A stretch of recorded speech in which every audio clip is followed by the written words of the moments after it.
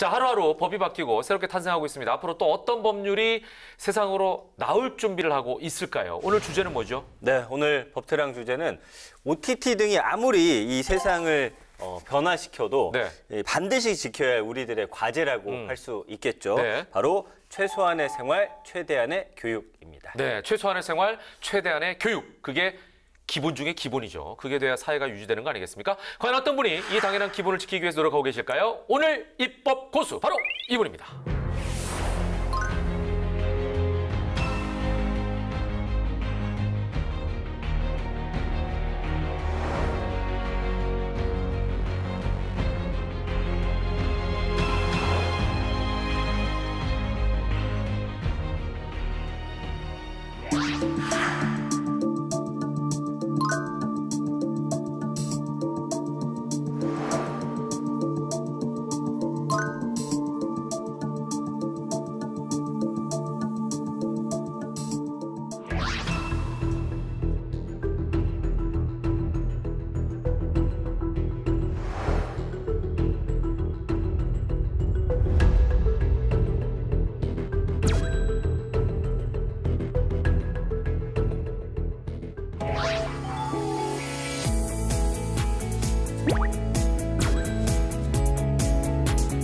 기초연금도 지금 40만 원으로 올리겠다고 하는 판인데 물가 상승분만큼 연동해서 자동적으로 참전 명예수당이 인상되도록 하자. 장애인도 교육을 받아야만 일자리를 갖고 일할 수 있지 않겠습니까? 장애인들을 위해서 평생교육 기회를 확대하자. 우리 대학들이, 특히 지방대학들이 심폐소생술이 필요한 단계이기 때문에 대학을 위한 예산은 별도로 만들자.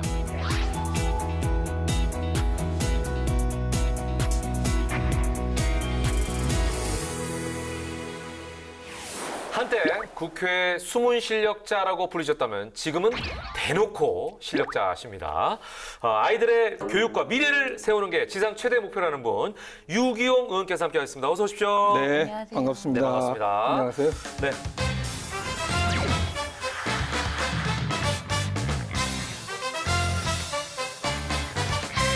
정기국회가 아직도 많이 남았습니다. 그죠? 네. 예. 뭐 예산 전쟁이 아닐까 이런 생각도 드는데 네. 지금 시기에 이 예산 전쟁이라고 표현하는 이유가 있겠죠? 그렇죠. 네. 이제 국정감사 끝나고 남은 것은 이제 법안을 최대로 많이 처리하는 거고, 네. 또 하나 결국 1년 나라 살림. 이제부터 남은 기간 동안 가장 집중해야 될 건 결국 예산이죠. 네, 그것 때문에 지금 굉장히 중요한 시기라는 말씀이 맞습니다. 그러네요. 예, 예산 정말 돈이 없으면 아무것도 못 하잖아요. 맞아요. 예. 근데 이제 국회의원이라는 네. 게 사실 그렇잖아요. 내가 하고 싶다고 할 수 있는 것도 아니고 그렇죠. 삼선째 하고 계시단 말이에요. 중진의원이시고. 그래서 이제 뭔가 집안에 네. 뭔가 남다른 무언가가 있나라고 저희가 이제 살펴봤더니 예. 아버님이 이런 말씀을 하셨대요. 우리 집은 다른 집과 다르고 너는 절대 데모하면 안 된다. 왜 이런 말씀을 아버지가 하셨던 거예요? 그러니까 이거 뭐 네. 미래를 보셨나요? 사실은 저희 할아버지가 경기도 용인에서 제2대 국회의원을 하셨어요.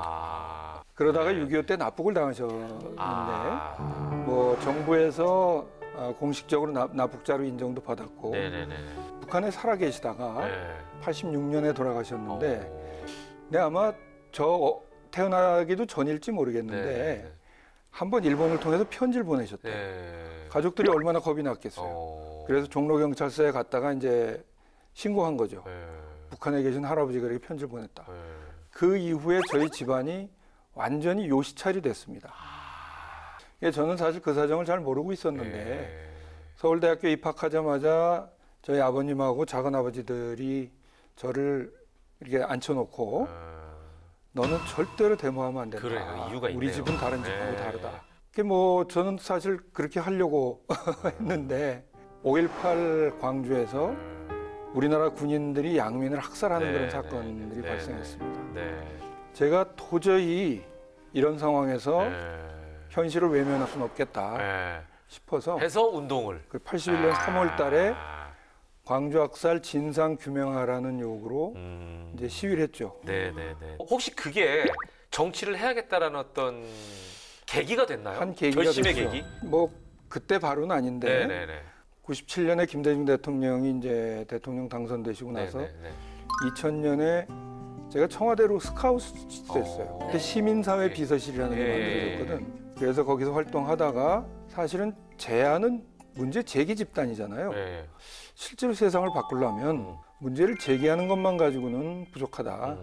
뭔가 대안을 만들어서 이런 영역도 필요하겠다. 뭐 그러다가 이제 17대에 전 국회의원이 됐죠. 네, 네, 네. 근데 의원님께서 네. 17대 국회에 입성하셔서 21대까지 뭐 3선 내내 네. 교육위원회를 좀 담당을 하셨는데 그러네. 특별한 이유가 있을까요?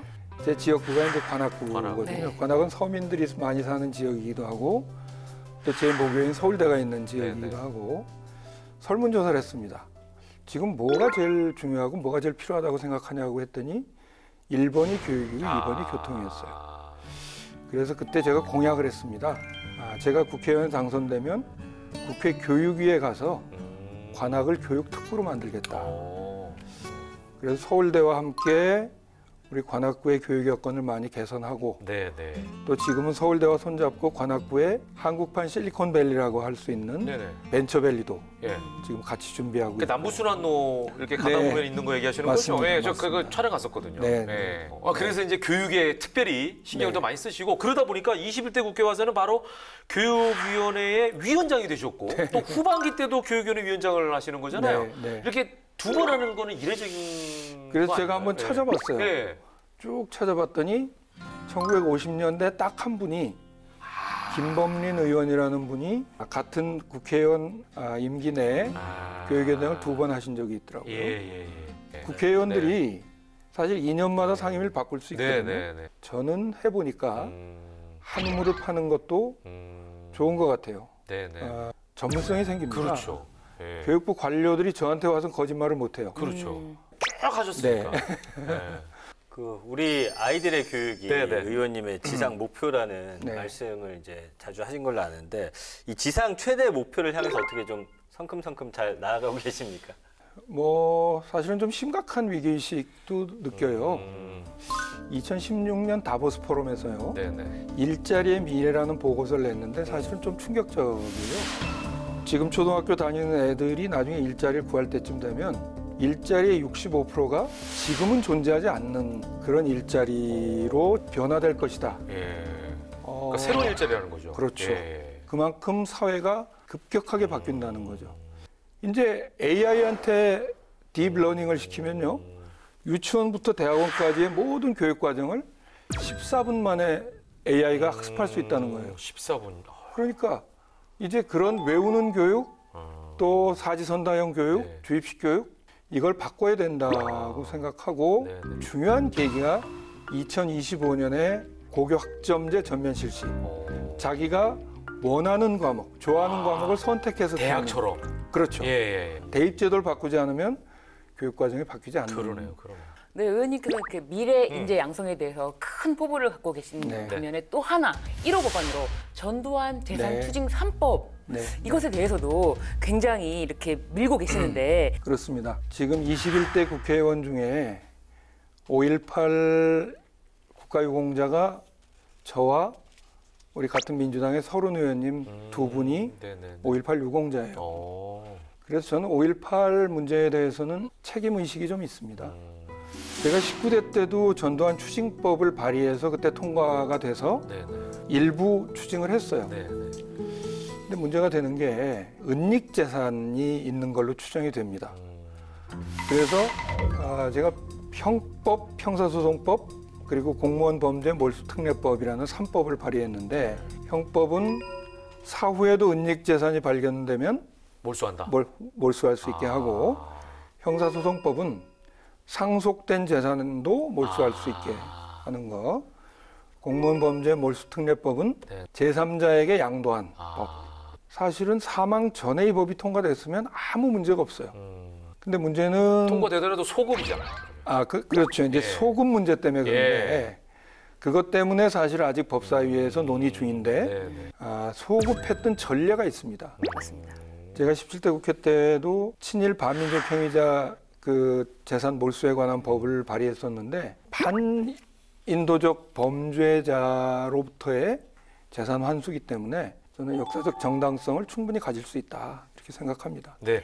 자, 법 질서를 바로 잡고 계시면서 우리의 삶, 교육의 미래를 더 좋은 방향으로 이끌기 위해서 노력하고 계시는데요. 유기용 의원님의 관련 법안을 지금부터 이제 저희가 본격적으로 한번 살펴보도록 하겠습니다. 차도 준비됐죠? 네, 차트로 준비를 해봤습니다. 자, 유기용 의원님의 최소한의 생활, 최대한의 교육 그 첫 번째 법안은요. 네. 35만 원은 아니잖아요. 참전유공자 생활안정법, 참전유공자 예우 및 단체 설립법 개정안입니다. 35만 원은 아니잖아요. 이렇게 이제 표현했습니다. 설마 이게 수당이 35만 원이라는 얘기인가요? 네, 그렇습니다. 그래요? 네. 야, 이 법의 취지를 좀 말씀해 주세요. 일단 35만 원인 것 네. 자체가 놀라운데. 제가 뭐 하나 좀 보여드릴게요. 네네네네. 훈장을 네. 가지고 나오셨네요. 이게 우리나라에서 전쟁 영웅들한테 주는 태극무 훈장입니다. 오. 사실은 이 훈장의 주인공은 저희 아버님이신데요. 참 아쉽게도 아버님이 이제 2014년에 돌아가셨는데 네네네. 작년에 이 태극무 훈장이 저한테 전달이 됐어요. 그러면 돌아가신 그 지 전쟁 10년 와중이다 만에. 보니까 네. 그때 훈장이 나왔는데 네네. 본인을 찾아주지 못하고 있었던 거예요. 이게 어느 날 국방부에서 연락이 와서 이 훈장을 제가 대신 전수받는 순간 아버님은 돌아가셨지만 아버님과 같은 처지에 계신 아직 생존해 계신 분들을 위해서 좀 노력을 해야 되겠다 하는 생각으로 두 가지 법을 발의했습니다. 참전유공자 예우법과 보훈기본법인데요. 네네. 그 말씀이 맞습니다. 지금 수당이 35만 원이에요. 네. 지금 거의 모든 어르신들한테 드리는 기초연금도 지금 40만 원으로 올리겠다고 그러니까요. 하는 예. 판인데 예. 더더군다나 정말 목숨을 걸고 나라를 지키신 분들이고요. 네. 월남전 참전 유공자들의 경우는 그 당시 베트남에서 전투하면서 받은 전투수당을 본인들이 받은 게 아니라 그때 나라에서 다 가져갔습니다. 사실은 파독 광부와 간호사, 월남전 참전 병사들의 전투수당 이런 것들이 밑바탕이 돼서 지금 우리나라가 세계 10위권의 경제대국이 된 건데 네네. 그분들에 대한 예우가 너무 미약하다. 그래서 그것을 대략 한 58만 원 정도로 올리는데 58만 원은 그럼 충분하냐? 네. 물가가 올라도 이 정해진 액수는 자동적으로 따라 올라가질 않아요. 네. 딱 그냥 정해져 네. 있는 거잖아요. 그래서 물가 상승분만큼 연동해서 자동적으로 참전 명예수당이 인상되도록 하자. 그런 정도면 그래도 어느 정도 생활에 보탬이 되겠다. 그러네요. 예. 말씀을 듣다 보니까 제가 다 좀 죄송스럽다는 생각까지 어느 정도 드는데 전 팀장 참전유공자 소득이 어느 정도인지 좀 살펴봤죠. 그 작년에 네. 국가보훈 대상자 생활 실태조사 데이터가 있더라고요. 네. 그래서 6.25 전쟁과 월남 전쟁에 참전하고 전역한 군인 등 참전 유공자가 25만 1,547명, 평균 연령이 79세세요.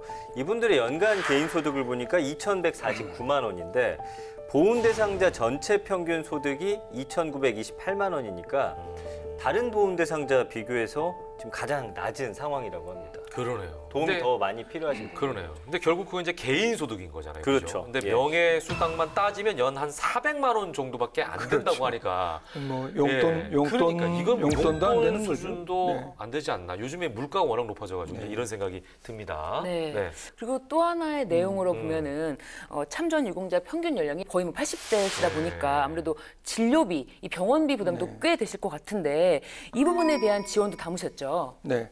아까 말씀하셨던 대로 지금 한 25만 명이 조금 넘게 네, 네. 생존해 계신데 연세가 높으시다 보니까 병원 신세를 많이 지시는데 지금 현행법은 어떻게 되어 있냐면 보훈병원은 90%까지 지원해요. 근데 보훈병원을 한번 가시려면 네, 많지가 않고 일단.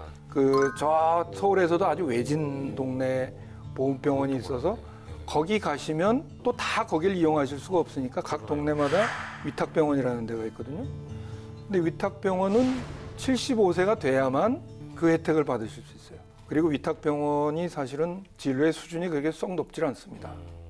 그래서 75세 제한도 없애고 65세 이상이 되는 분들은 보훈병원이건 위탁병원이건 가리지 않고 100%로 해드리자. 하는 내용이 참전유공자 예우에 관한 법에 같이 포함이 되어 있는데 네. 제가 이제 우리 지역의 보훈단체 어르신들 자주 뵙는데 병을 달고 계세요. 네. 네. 특히 고엽제 아. 후유증 베트남 전에 네. 전달하셨던 분들. 예. 자식들까지 그 아. 병이 대물림 되거든요. 병원비하고 약제비는 전액 국가에서 좀 책임지자. 그러니까 문제는 이분들이 혜택 받을 시간이 말씀해 주신 대로 얼마 남지 않았다는 건데요. 참전 유공자 수가 2019년에 28만 4,631명에서 2020년에는 26만 7,902명, 2021년에는 25만 1,547명, 해마다 이렇게 급속도로 줄고 있다는 것이고요. 그리고 전국적으로 해마다 만여 명의 참전 유공자가 유명을 달리한다고 합니다.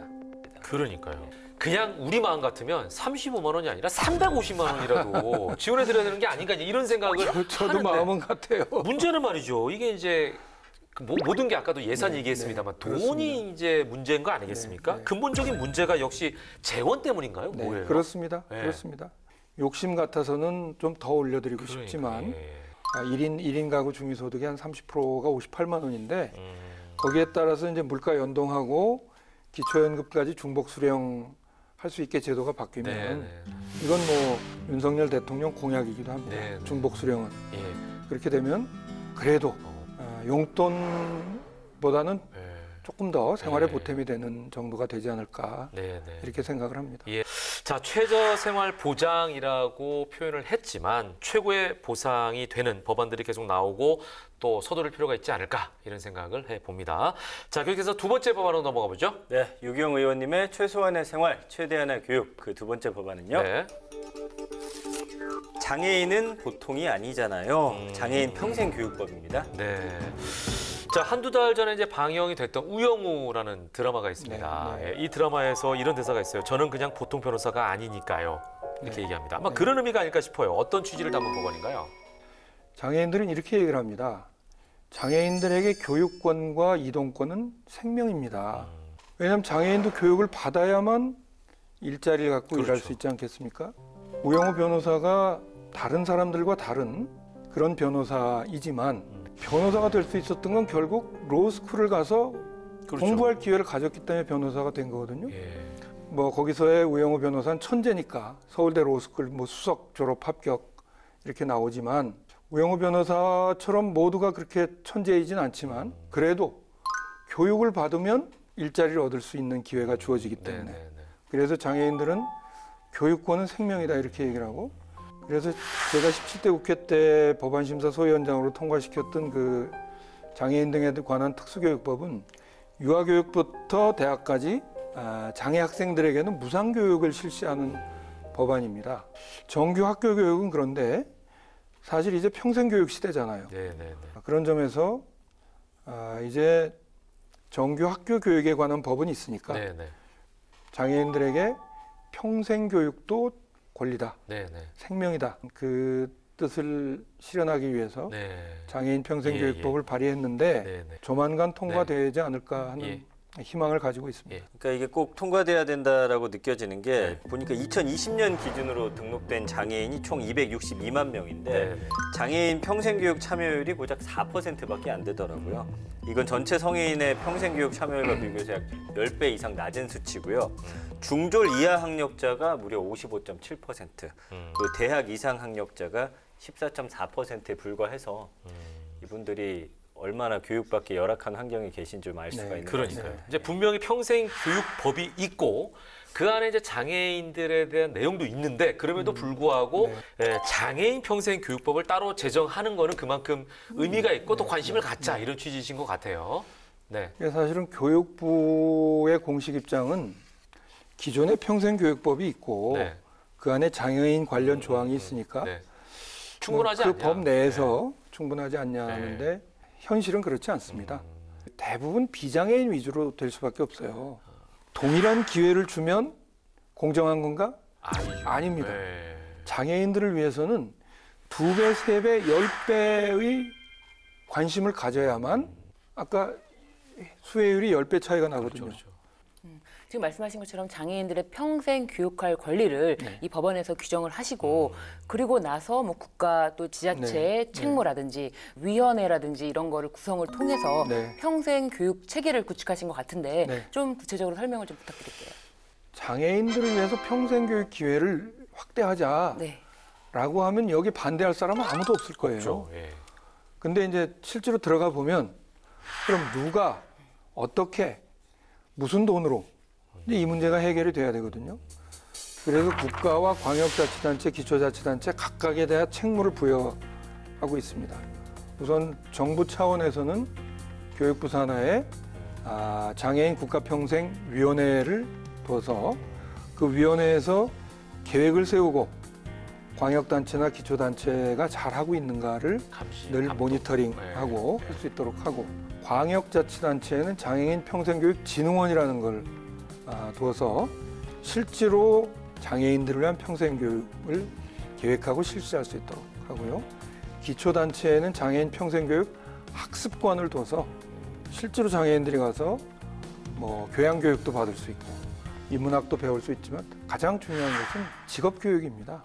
한 가지 예를 제가 들어보면요. 관악구청 안에 그 카페가 있어요. 네네. 근데 그 커피 만드시는 분들이 바리스타들이 시각장애인들이에요.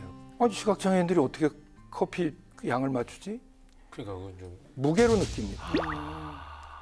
그러니까 그 훈련을 하는 거예요. 비장애인들이 만드는 커피 못지않게 예. 그런 배합 비율을 만들고 손에 화상 자국이 많아요. 그 과정에서 이제 대인 거예요. 그렇죠. 그런데 이분들이 주로 일반 교육시설에 가서 했거든요. 근데 장애인들만을 위한 바리스타 교육을 한다면 화상률이 적겠네요. 그렇죠. 화상을 안 입을 그러네요. 수 있도록 하는 어떤 장치 장비나 같은 그런 거. 것도 이제 이런 예에서 보듯이 어. 장애인들도 할 수 있다. 그 장애인 평생 교육 시설이 있으면 그 시설 내에서 뭐 장애인 평생 교육사를 네. 두어서 또 이런 교육에 대해서 또 특수하게 교육을 하게 되면은 네. 말씀하신 것처럼 화상을 네. 입는다거나 그런 일은 없을 텐데 그렇습니다. 이런 평생 교육 시설이라든지 장애인 평생 교육사 특별히 명시를 하셨나요? 네. 왜냐하면 교육시설이 있으니까 자격 있는 사람이 가서 가르쳐야 되잖아요. 그렇죠. 그것을 위해서 관련 학과 안에 장애인 평생 교육 관련 과목을 개설하고 일정 이상의 학점을 취득한 사람한테 장애인 평생 교육사 자격을 부여하면 상당히 인기 있는 과목이 되지 않을까 그렇게 생각하고 있습니다. 네. 자, 의원님 말씀을 듣고 보니까 이 법안이 통과가 된다면 장애인의 차별 없는 평생 교육이나 인권 보호 등이 보장될 수 있겠다는 그런 기대감을 네. 잔뜩 갖게 됩니다. 자, 보니까 약자들에게 힘을 실어주는 법안을 오늘 소개해주고 계신데요. 자, 유기용 의원님의 마지막 세 번째 법안 살펴보죠. 네, 역시 교육에 대한 법안입니다. 골고루 평등한 대학을 위해 대학균형 발전 입법, 국립대학법과 대학균형 발전 특별회계법입니다. 네, 이게 이제 언론상으로는 대학균형 3법으로 네. 알려져 있는 걸로 알고 있는데 후원금, 세금 예. 혜택 주는 예. 법안까지 3법인데 예. 퀴즈를 좀 설명해 주시기 바랍니다. 좀 안 믿어지시겠는데 지금 우리나라에 국립대학이 36개가 있어요. 또 있고. 그렇게 많나요? 예, 36개. 와. 근데 이제까지 시행령으로만 의율이 돼 있었고 근거법이 없었어요. 아, 그래요? 좀 너무 늦은 감이 있는데 국립대학이기 때문에 네. 국가가 확실하게 자율성을 부여하고 또 지원도 해야 된다 하는 뜻을 담아서 국립대학교 총장님들과 함께 의논을 해서 만든 법안입니다. 네. 자, 그렇다면 국립대학법 적용 범위가 굉장히 궁금하네요. 서울대학하고 인천대학은 국립대학 법인이 돼서 근거법이 있습니다. 예. 또 소위 말하는 이스트 대학들, 네. 카이스트나 예, 뭐 예. 각 지역에 있는 그 과학원 네. 그 근거법들이 있는데 그것을 제외한 나머지 국립 고등교육기관은 이제 다 해당이 되는 그런 법이고요. 공공성과 책무성, 자율성을 위한 조항들도 많이 들어 있습니다. 예를 들면 평의회, 대학 평의회 구성은 어떻게 할 것인지, 그리고 교육부가 간섭하는 경우들이 많았는데 어떻게 보면 국립대학에 좀 자율성을 부여하는 그런 조항들도 들어있는데 결국 가장 중요한 것은 국가가 좀 좀 책임 있게 지원을 해야 된다. 지금 서울대학교 학생 1인당 교육비가 4,800만 원입니다. 근데 지방국립대학들 전체 평균이 1,670만 원? 거의 3배예요, 서울대학. 그러네요. 이런 명백한 지표들이 존재하는데도 국가가 대학을 별로 지원하지 않았습니다. 지금 우리 대학들이, 특히 지방대학들이 심폐소생술이 필요한 단계이기 때문에 지금 내년 예산에 대학에 대한 지원이 한 12조 1천억쯤 됩니다. OECD의 3분의 2 정도 수준밖에 안 되기 때문에 제가 이제 대학균형발전 특별회계법이라는 걸 이제 발의를 해서 지금 내년 예산 12조라면 제가 생각하는 특별회계법을 통해서 한 7조 정도를 더 얹어서 하면 OECD 평균 수준에 도달할 것이다. 그리고 그 과정에서 서울대학하고 지방대학하고 똑같이 지원해야 되겠습니까? 서울대는 이미 4,800만 원인데 그러니까 지방대학에 좀 더 많은 지원을 하게 되면 지방대학을 살리는 효과가 나고 그것으로 인해서 대학 균형 발전이 지역 균형 발전으로 이어지는 선순환 효과를 거둘 수 있겠다 하는 생각입니다. 예. 자, 전 팀장. 근데 이제 문제가 또 보니까 국공립대 신입생 미등록 인원수가 많이 뛰었네요. 그 2021년에 국공립대학의 신입생 미등록 인원이 1,563명이나 돼요. 2020년에 174명보다 9배나 증가한 거거든요. 그리고 대학의 대규모 미충원 사태가 몇몇 부실대학이나 이 한계 사항만의 문제가 아니라 지금 국공립대를 포함한 전체 대학의 좀 일반적인 현상으로 확대가 되고 있는 그런 상황입니다. 그 학령 인구가 굉장히 많이 감소하고 있죠. 거기에 10년 이상의 등록금이 동결되다 보니까 이 국공립대는 신입생 모집과 재정 확보에 둘 다 어려움을 겪고 있는 굉장히 어려운 상황입니다. 네. 자, 이 법안들이 통과가 되면 우리 고등교육에 어떤 영향을 줄지 또 나아가서 우리 전체 사회에는 어떤 변화를 줄 수 있을지 기대하는 바가 좀 있으실 것 같아요. 다행스럽게 지금 야당도 그렇고요. 저희 야당도 그렇고 윤석열 정부도 대학을 지원해야 된다는 데는 큰 이견은 없습니다. 그리고 고등평생교육 특별회계법이라는 걸 정부가 추진하고 있습니다. 취지는 비슷한데 한 가지 다른 게 있어요. 정부에서는 지방교육재정교부, 그러니까 유치원, 초등학교, 중학교, 고등학교를 위해서 쓰는 돈이 지금 학생 수가 줄어드니까 돈이 남는다. 그러니까 그 돈을 대학에 갖다 쓰자. 이런 발상이죠. 근데 저는 이건 잘못된 발상이라고 생각합니다. 학생 수가 줄어들면 교육 예산을 줄여야 된다? 어떻게 생각하세요? 아이가 줄면 그 아이에게 더 집중해서 좀 투자를 하긴 합니다. 지금 우리 국군 정예화로 인해서요. 군인 숫자가 점점 줄어들고 있어요. 근데 국방비가 줄어듭니까? 아니죠. 안 그러죠. 항모도 사야 되고 F-35A도 오히려 사야 기술적인 되고. 부분에 더 투자를 해야 되니까. 그렇죠. 그러니까 국방비 안 줄입니다. 같은 원리예요. 4차 산업혁명 시대에 대비할 수 있는 교육. 시켜요. AI 맞춤형 교육. 그리고 전국에 40년 이상 된 건물이 8,000동이 있어요. 학교 건물들이 다 노후해. 그래서 제가 이 자리를 빌어서 정부에 강력하게 좀 촉구드리는 것은 대학을 위한 예산은 별도로 만들자. 대학을 위한 예산은. 지금 600조가 넘는 예산을 가지고 있는 데서 좀 한 7조 정도. 그것도 우리 국가 경쟁력의 미래를 책임질 대학에 추가로 더 지원하고 그 과정에서 지역 소멸도 막을 수 있고 절대로 큰 돈 아닙니다. 그래서 대학 특별회계법을 만들어야 된다. 그렇습니다. 이 말씀을 계속 강조하고 계시고 좀 더 투자를 해라. 과감하게 이 말씀을 하셨습니다. 자, 오늘 그 유경 의원님의 3가지 법안 취지가 너무나 다 이해가 됩니다. 근데 지금 뭐 여기에 말씀하신 게 열정적으로만 진지하게 얘기하셨는데 재밌는 거 하나 좀 질문을 드려보죠, 전 팀장. 좀 편안한 질문. 그러니까 이 교육에 관심이 많으시다고요. 저도 사실 7살 아들이 있다고요. 저는 6살 아들, 딸 쌍둥이가 있거든요. 근데 우리 의원님도 있어요, 제가. 그러시군요. 의원님도 보니까 3딸의 아버지시잖아요. 그러니까 근데 쌍둥이가 있으셔요. 아주 훌륭하게 잘하셨는데 그 아버지로서 이 자녀를 키우는 남다른 좀 교육법이 있으셨을까요? 특별하실 것 같아서 저희가 너무 궁금해서 여쭤봅니다, 이거는.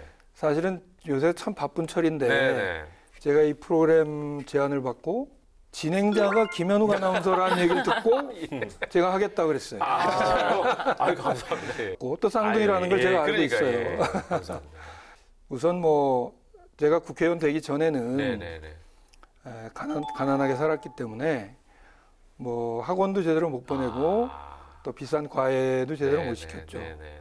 아이들이 좀 간섭하지 않았어요. 네네. 간섭하지 않고 어려움을 느낄 때 그걸 어떻게 도와줄 건가 이렇게 했죠. 그럼 어떻게 자율권을 보장하고 네, 네, 네. 니네가 버팀목이 있다는 것만 네. 알아라. 이런 교육법이시네요. 그 우리 집안에 뭐 미술로 성공한 사람이 별로 없는데. 예술 쪽으로 갔구나. 예, 저도 예. 저도 그림은 젬병인데 네네. 미술 쪽으로 유명한 대학에 오. 쌍둥이가 그 당시에 동시 합격을 해서 아. 화제가 됐어요. 예. 하고 그러니까 있습니다. 그 교육법이 맞으셨네요. 근데 지금 의원님 그거 아세요? 예. 아빠는 다 팔불출인 것 같습니다. 지금 녹화 중에 제일 밝으셨어요. 예. 자, 의원님 마지막으로 한 말씀 해주시죠. 시청자분들께나 예, 네, 좀 네, 짧게 네. 한 말씀 해주시면 네. 감사하겠습니다. 예. 국회 교육위원장으로서 네. 저는 앞으로 1, 2년이 우리 교육에서 굉장히 중요한 골든 타임이라고 생각합니다. 네네네. 말씀드렸던 대로 2025년 고교학점제, 2028년 대입제도 네네. 요때 우리 교육을 확 바꿔야 되거든요. 그리고 대학을 앞으로 1, 2년 사이에 못 살리면 벚꽃 피는 순서대로 뭐 대학이 망할 거다라는 괴담이 있는데 네. 이제는 그렇지도 않아요. 네. 벚꽃 피는 순서하고 상관없이 여기저기서 막 망해 넘어질 가능성이 있습니다. 그래서 저는 요 골든 타임에 네네. 최선을 다해서 유치원, 초등학교, 중학교, 고등학교 아이들이 4차 산업혁명 시대에 맞는 새로운 창의력 있는 인재로, 디지털 인재로 커갈 수 있도록 하는 일 하나. 두 번째는 우리 대학을 살리고 그리고 그 대학에서 우리 사회를 새롭게 이끌어갈 수 있는 인재를 만들어내는 요 일이고요. 네. 또 한 가지는 제가 또 지역구 국회의원이니까 네네네. 관악구의 국회의원으로서 제가 이제 5번 출마해 3번 세 번. 당선됐는데 제가 농담으로 이런 얘기를 한번 한 적이 있는데 이제 좀 홀수 전문 국회의원에서 탈출하고 싶다. 예, 여기에 방점이 있네요. 예. 짝수 국회의원도 한번 좀 해봤으면 좋겠다. 예. 이런 말씀을 예. 우리 관악구민 여러분들께 농담같이 드리고 있는데 예. 제가 더 분발해서 네네. 실망하시지 않도록 네네. 최선을 다하고 그래서 저는 관악갑의 국회의원이라는 걸 늘 자랑스럽게 네. 생각하고 있다는 말씀을 이 자리를 빌어서 꼭 드리고 싶습니다. 아유, 예. 자, 교육은 백년지 대계라고 했죠. 그만큼 중요한 교육을 책임지고 계신데 지금까지 한 우물 파신 것처럼 앞으로도 그 우물을 계속 파셔서 우리 대한민국 미래를 책임져 주시길 부탁드리겠습니다. 오늘 귀한 시간 내주셔서 고맙습니다. 네, 감사합니다. 고맙습니다.